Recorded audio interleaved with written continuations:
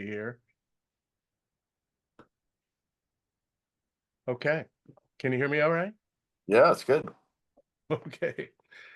Uh, on on Monday, September 8th, the Uptown Theater in Napa presents two legendary blues musicians, Kenny Wayne Shepherd and his band, and special guest Bobby Rush.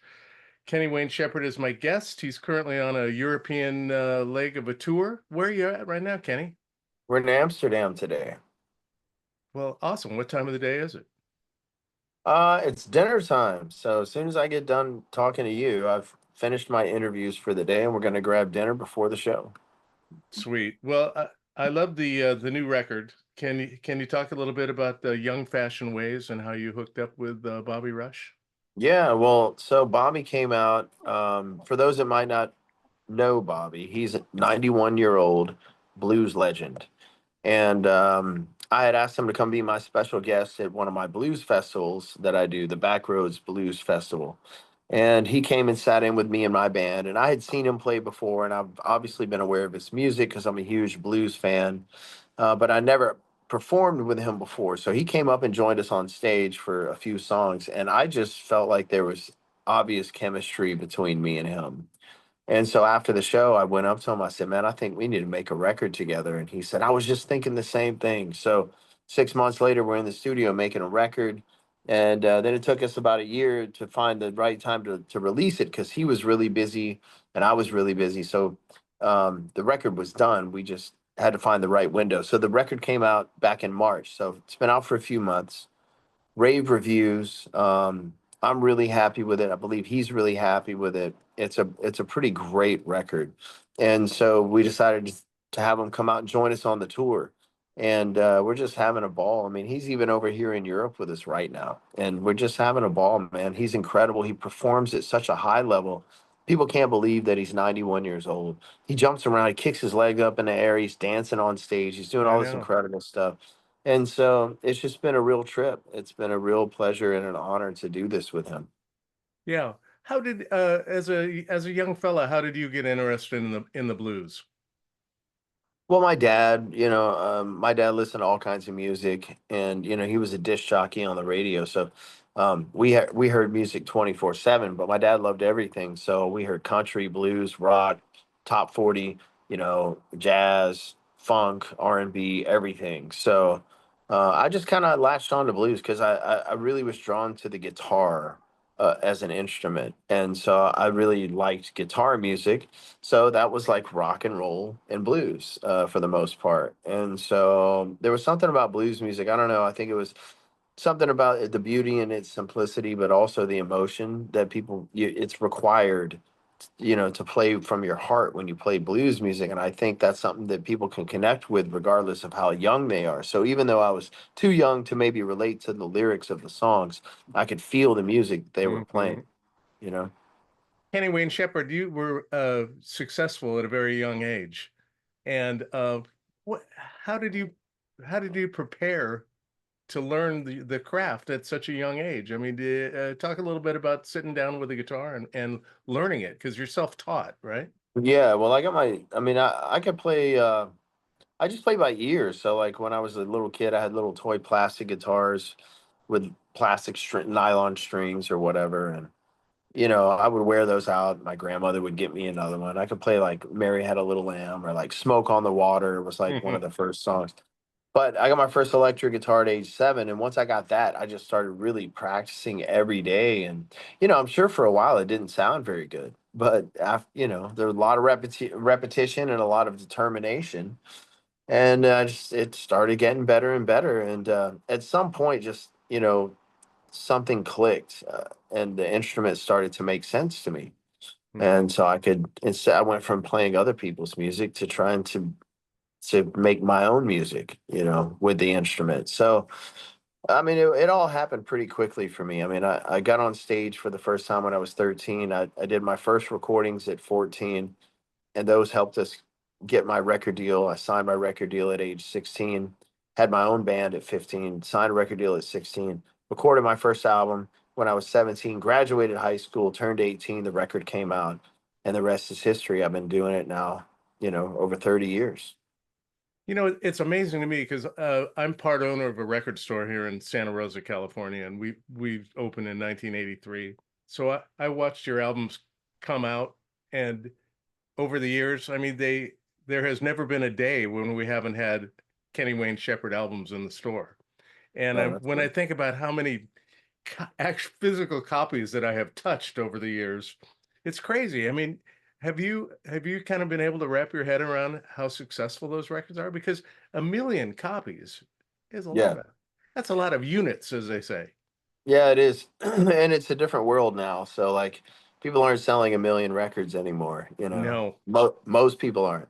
And especially not physical product, but there has been a resurgence in interest in vinyl, and people like to some people still like to own a CD because they want the booklet and the artwork and all that stuff, and they like that experience. I wish there, hopefully there'll be something that will tip the scales back towards the analog music experience at some point.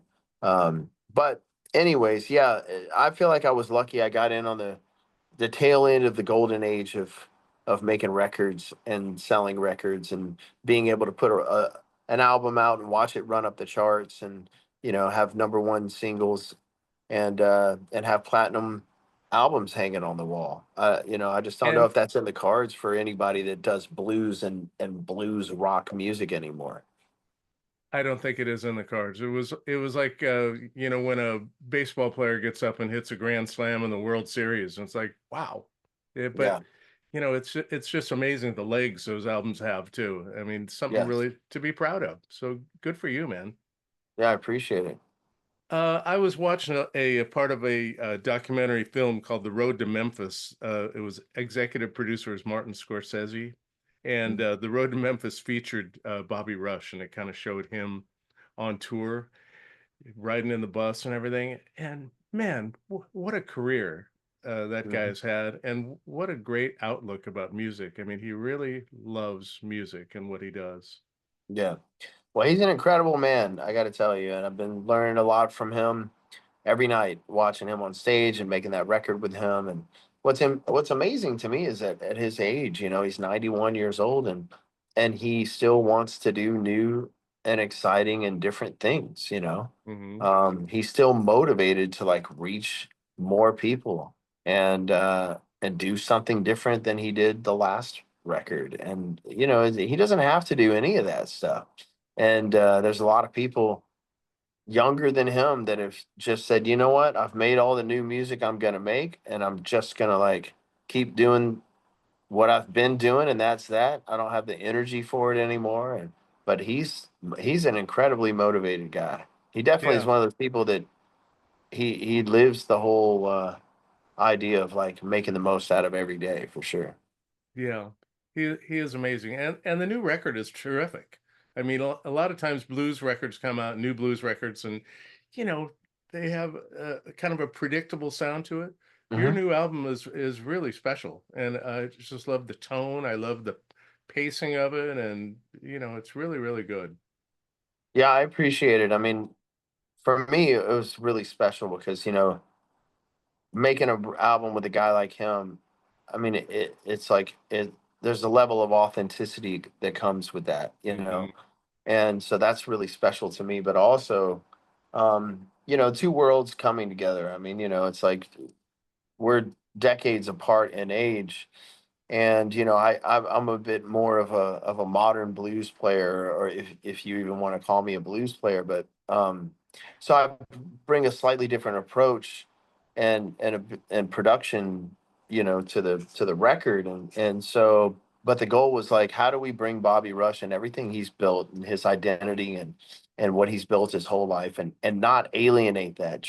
We're not trying to make Bobby Rush be anything other than Bobby Rush, and then bring Kenny Wayne Shepherd and do the same thing, and then find a way to make a record with the two of them that that doesn't alienate their identities, but also like makes it sound like something different and special and outside of what they would normally do. And so it's a traditional blues record that has just the right amount of I don't know, modern day production to it, but for the most part, it's pretty bare bones, and it's like straight to the point. And to me, it's a real deal blues record. Yeah, it is. What was the process for the songs? Did you write the songs with Bobby, or did you have the songs figured out and went in and learned them and played them? No, How how'd that work? he had a stack of lyrics like, an inch thick, and of songs that he had written over the course of I don't even know how long. And some of them, what I didn't know at the time, some of the songs that he pulled out were songs that he had previously recorded, and then others were songs that he had never recorded.